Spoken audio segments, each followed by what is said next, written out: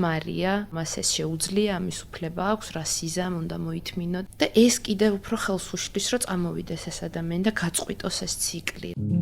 მე რამდენ მსხვერპლთანაც მქონია შეხება, არაერთთან მქონია, ალბათ არ ვიცი 70% მინიმუმ იყო ასე დაშინებული, რომ მე არ ვიცოდი საწავსულიყავი და რა უნდა მექნა, იმიტომ რომ მე მუქრებოდა, რომ ბავშვებს აღარ მანახებდა არასდროს. განსაკუთრებით იმ შემთხვევებში, როცა მსხვერპლს საკუთარი ოჯახის მხარდაჭერაც არ აქვს ხოლმე და სამწუხაროდ ალბათ ეს უნდა ვახსენოთ, რომ ესეც ძალიან არსებული ცოცხალი რეალობაა ჩვენს ირგვლივ, ჩვენს კულტურაში. არაერთხელ მსმენია თვითონ მშობლების მხრიდან მსხვერპლს აქვს მოსმენილი, გაგონილი და რაღაცა შთაგონებული, რომ ქმარია და რომ მას ეს შეუძლია, ამის უფლება აქვს, რა სიზამ უნდა მოითმინო და ასე შემდეგ.